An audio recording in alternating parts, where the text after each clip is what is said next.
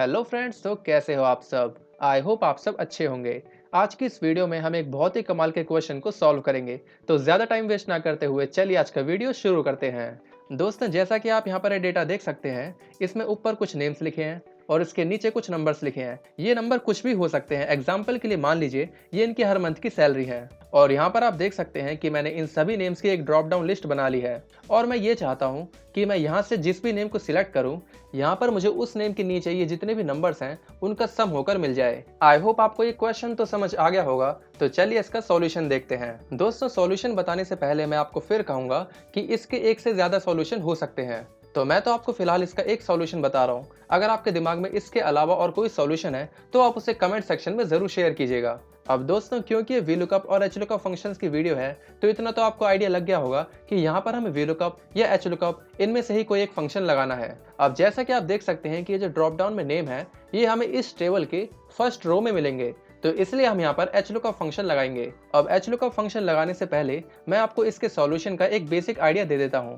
दोस्तों, मान लीजिए अगर हमें यहाँ पर इनमें से कोई भी नेम सिलेक्ट करने पर उसके नीचे के सभी ये नंबर्स मिल गए, तो हम सिंपली उस फंक्शन के बाहर सम फंक्शन लगाकर उनका सम करके यहाँ पर आउटपुट ला सकते हैं ना।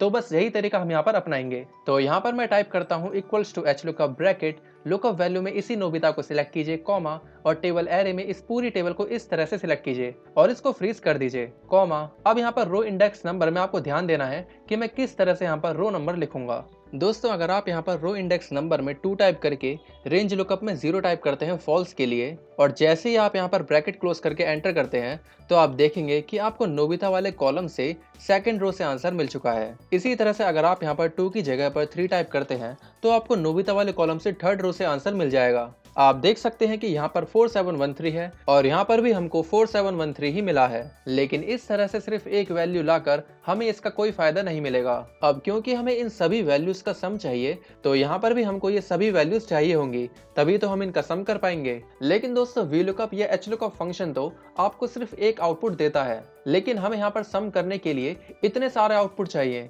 अब ये HLOOKUP फंक्शन कैसे करेगा, यही तो हमें समझना है। दोस्तों, इसकी एक छोटी सी ट्रिक है। अगर आपको किसी भी ऐसे फंक्शन से जो सिर्फ एक आउटपुट देता है, उससे अगर आपको एक से ज्यादा आउटपुट निकलवाने हैं, तो उस कंडीशन में आपको ये ट्रिक अपनानी होगी। अब यहाँ पे आप सबसे पहले रो इंडेक्स नंबर में इस 3 को हटा दीजिए और यहाँ पर लगाइए कर्ली ब्रैकेट। अब यहाँ पर आपको जितनी भी रोज से आउटपुट चाहिए, उन सभी रोज के नंबर को यहाँ पर आपको कॉमा के साथ लिखना है। जैसे कि आपको यहाँ पर second, third, fourth, fifth, six and seventh, इन सभी रोज से आउटपुट चाहिए, तो यहाँ पर आपको ये सभी नंबर्स कॉमा के साथ लिखने होंगे। जैसे कि मैं आपको यहाँ पर टाइप करके दिखाता हूँ, 2, 3, 4, 5, 6, 7, और यहाँ पर कर्ली ब्रैकेट क्लोज कर दीजिए। अब जैसे ही आप यहाँ पर एंटर प्रेस करेंगे, तो आप देखेंगे कि इस कॉलम में ये जितने भी नंबर्स हैं वो सभी आपको यहाँ पर रो में दिख रहे हैं। अगर आपके पास एक्सेल के पुराने वर्जन है, जैसे कि एक्सेल 2019, 2016, 2013 या 2010, तो उन सभी में आपको यहाँ पर जो भी आपने यहाँ पर सबसे पहले रो का नंबर लिखा होगा ना, उसी से आपको आउटपुट मिलेगा। तो उससे आपको बिल्कुल भी नहीं घबराना, क्योंकि पुराने वर्जन्स में एक्सेल ऐसे ही काम करता है, जैसा कि आप यहाँ पर इस ओल्ड वर्जन में देख सकते हैं। अगर आपने बिल्कुल ऐसे ही फॉर्मूला लगाया है, तो आपने बिल्कुल सही किया है। दोस्तों, ये ट्रिक पुराने वर्जन्स में भी 100% वर्क करेगी। अब इसके बाद आपको सिंपली HLOOKUP फंक्शन के बाहर सम फंक्शन लगाना है और यहाँ पर लास्ट में ब्रैकेट क्लोज कर देना है। अब जैसे ही आप यहाँ पर एंटर प्रेस करेंगे, तो आप देखेंगे कि नोबिता के यहाँ पे जितने भी नंबर्स हैं, उन सभी का सम होकर हमें यहाँ पर मिल चुका है। विश्वास नहीं होता तो मैं आपको चेक करवाता हूँ। मैं जैसे ही यहाँ पर नोबिता के इन सभी नंबर्स का सम करता हूँ, तो आप देख सकते हैं कि जो वैल्यू आपको यहाँ पर मिली है, वही सेम वैल्यू आपको HLOOKUP फंक्शन और सम फंक्शन के कॉम्बिनेशन से मिली है। अब यहाँ पर अगर मैं नोबिता की जगह पर डोरेमोन को सिलेक्ट करता हूँ, तो आप देख सकते हैं कि हमें डोरेमोन के सभी नंबर्स का सम मिल चुका है। लेकिन दोस्तों, इस सॉल्यूशन के साथ एक प्रॉब्लम है। मान लीजिए अगर यहाँ पर 6 रोज की जगह पर 6000 रोज होती, तो क्या आप यहाँ पर पूरे दिन 6000 रोज के नंबर लिखते चले जाते? दोस्तों, ऐसा करने की आप सोचना भी मत। मैं आपको इसका एक बेहतर सॉल्यूशन देता हूँ। दोस्तों, अगर मैं यहाँ पर रो फंक्शन टाइप करता हूँ और यहाँ पर इनमें से किसी भी सेल को सिलेक्ट कर लेता हूँ इस तरह से, और ब्रैकेट क्लोज करके मैं एंटर करता हूँ, तो इसने हमें बताया कि इस सेल के रो का नंबर 2 है।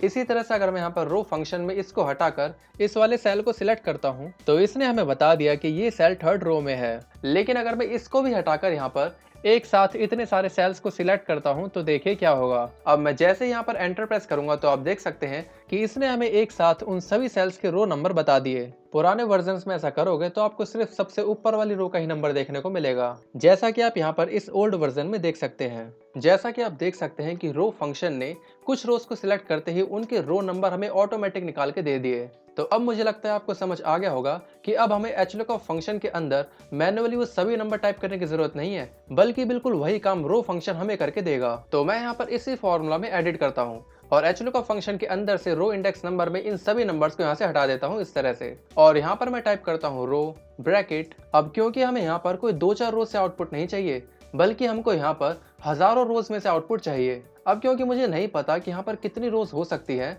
तो मैं एक काम करता हूँ कि मैं इनमें से किसी भी कॉलम को इस तरह से पूरा सिलेक्ट कर लेता हूँ और यहाँ पर ब्रैकेट क्लोज करता हूँ। अब अगर मैं यहाँ पर आपको रो फंक्शन को इवेलुएट करके दिखाऊं तो आप देख सकते हैं कि इसने फर्स्ट रो से लेकर जितनी भी रोज हैं उन सभी के नंबर किस तरह से कर्ली ब्रैकेट के अंदर लिख दिए हैं। बट डिफरेंस ये है कि हमने पहले कॉमा लगाया था और यहाँ पर इसने ऑटोमेटिक सेमीकोलन लगाया है। लेकिन इससे आपको बिल्कुल भी नहीं घबराना, ये फॉर्मूला कॉमा और सेमीकोलन दोनों के साथ वर्क करेगा। अब मैं इसको अंडू करके जैसे ही एंटर प्रेस करता हूँ तो यहाँ पर आपको एक एरर देखने को मिलेगा। अब ये एरर क्यों आया है इसको भी आप समझ लीजिए। दोस्तों एचलूकअप फंक्शन में आपने यहाँ पर तो सिर्फ इतनी ही टेबल सिलेक्ट की है, लेकिन रो इंडेक्स नंबर में आपने इतने सारे रोज को सिलेक्ट कर लिया। तो आप खुद ही सोचिए कि आप जिसको ढूंढना चाहते हैं आपको टेबल एरे में उतनी रेंज भी तो देनी पड़ेगी, तभी तो एचलूकअप फंक्शन रो इंडेक्स नंबर वाले रोज को आपकी टेबल में ढूंढ पाएगा। दोस्तों बेसिक सी बात तो मैं आपको इस सीरीज के फर्स्ट वीडियो में बता चुका हूँ, तो इसमें कोई रॉकेट साइंस तो नहीं है एंड आई होप कि आपको ये पता होगा।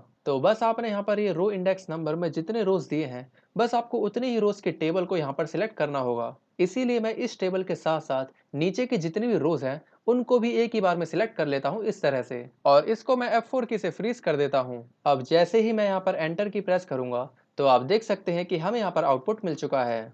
अब इस तरह से फॉर्मूला लगाने का फायदा यह है कि मान लीजिए अगर मैं यहां पर नीचे के किसी भी सेल में कोई भी नंबर टाइप करता हूं तो वो ऑटोमेटिक हमारी कैलकुलेशन का पार्ट बन जाएगा। जैसे कि मान लीजिए मैं यहाँ पर इन नंबर्स के नीचे यहाँ पर कुछ नंबर्स इस तरह से टाइप करता हूँ, तो आप देख सकते हैं कि हमारे फॉर्मूले से जो भी आउटपुट आया है उसमें भी ये सभी नंबर्स ऑटोमेटिक ऐड हो गए।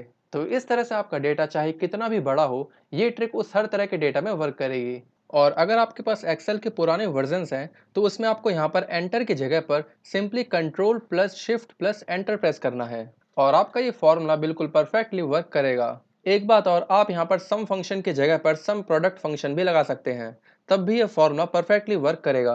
तो दोस्तों है ना ये बड़े कमाल का सॉल्यूशन, और मुझे उम्मीद है कि आपको ये क्वेश्चन और उसका सॉल्यूशन समझ भी आया होगा और पसंद भी आया होगा। दोस्तों मैं आपको इसी क्वेश्चन का एक एडवांस सॉल्यूशन भी दिखाता हूँ। दोस्तों आप यहाँ पर देख सकते हैं कि यहाँ पर मैंने स्टार्टिंग रो नंबर और एंडिंग रो नंबर लिखा हुआ है और यहाँ पर इन रोज के नंबर है। और फिलहाल आपको यहाँ पर ये जो सम दिख रहा है ना, ये आपको सेकंड रो से लेकर 7th रो का सम दिख रहा है। अब अगर मैं यहाँ पर स्टार्टिंग रो में 4 टाइप करता हूँ और एंडिंग रो में 7 ही रहने देता हूँ तो आप यहाँ पर देख सकते हैं कि सम भी ऑटोमेटिक चेंज हुआ। अब यहाँ पर ये जो आपको सम मिला है ना, ये आपको 4th रो से लेकर 7th रो तक का सम मिला है। विश्वास नहीं होता, मैं आपको चेक कराता हूँ। मैं यहाँ पर इस 4th रो से लेकर 7th रो तक का डेटा सिलेक्ट करता हूँ और आप यहाँ पर नीचे देख सकते हैं कि ये वाला सम और यहाँ पर जो हमारे फॉर्मूले ने सम निकाला है ये दोनों बिल्कुल सेम है। अब अगर मुझे 3rd रो से लेकर 6th रो तक का आयरन मैन का सम चाहिए तो सबसे पहले तो मैं यहाँ पर आयरन मैन सिलेक्ट करता हूँ इस तरह से, और यहाँ पर स्टार्टिंग रो नंबर में मैं 3 लिखता हूँ और एंडिंग रो नंबर में मैं 6 लिखता हूँ। तो आप देख सकते हैं कि आपको आयरन मैन का 3rd रो से लेकर 6th रो तक की वैल्यूज का सम मिल चुका है। मैं एक बार आपको इसे चेक भी करा देता हूँ। मैं आयरन मैन वाले कॉलम में 3rd रो से लेकर 6th रो तक की वैल्यूज को ऐसे सिलेक्ट करता हूँ। अब आप यहाँ पर नीचे ये जो टोटल देख सकते हैं ना, ये बिल्कुल वही है जो हमारे फॉर्मूले ने हमें निकाल के दिया है। तो अब इस एडवांस फॉर्मूले से ना आप सिर्फ नेम के अकॉर्डिंग सम निकाल सकते हैं, बल्कि आप अपने अकॉर्डिंग जिस रो नंबर से लेकर जहां तक आप उसका सम चाहते हैं वो भी आप यहीं से कंट्रोल कर सकते हैं। तो इसका सॉल्यूशन तो मैं आपको इस वीडियो में नहीं दे पाऊंगा, क्योंकि इसमें जो मैंने फॉर्मूला यूज करे हैं वो थोड़ा एडवांस फॉर्मूला है, और मैं जब आने वाली वीडियोस में उस फॉर्मूले को आपको सिखाऊंगा तब मैं उसके साथ ही आपको इसका सॉल्यूशन भी दे दूंगा। तो आपको इसके बारे में बिल्कुल भी चिंता नहीं करनी। बस इसके लिए आपको एक छोटा सा काम करना है जो कि बिल्कुल फ्री है। आपको इस वीडियो को जितना हो सके उतना शेयर करना है और वीडियो को लाइक करना है और कमेंट करना है। और हाँ, अगर आपने अब तक चैनल को सब्सक्राइब नहीं किया है तो सब्सक्राइब करना मत भूलिएगा, वो भी बिल्कुल फ्री है। मैं उतना ही जल्दी आपके लिए इसका सॉल्यूशन लेकर आऊंगा। और मैंने यहाँ पर इस नेक्स्ट शीट में इसी डेटा को यहाँ पर ट्रांसपोज करके आपके लिए रखा है और ये आपका होमवर्क है, आप इसको एक बार ट्राई जरूर कीजिएगा। अब मैं आपको VLOOKUP, HLOOKUP, row, column, rows and columns ये सभी फंक्शन करा चुका हूँ। अब आप अपना थोड़ा सा दिमाग लगाकर इस क्वेश्चन को सॉल्व करने की कोशिश जरूर कीजिएगा। इस वर्कबुक का डाउनलोड लिंक आपको डिस्क्रिप्शन में मिल जाएगा, आप डाउनलोड करके इसकी प्रैक्टिस जरूर कीजिएगा। मिलते हैं अगले वीडियो में, तब तक के लिए टेक केयर, बाय बाय।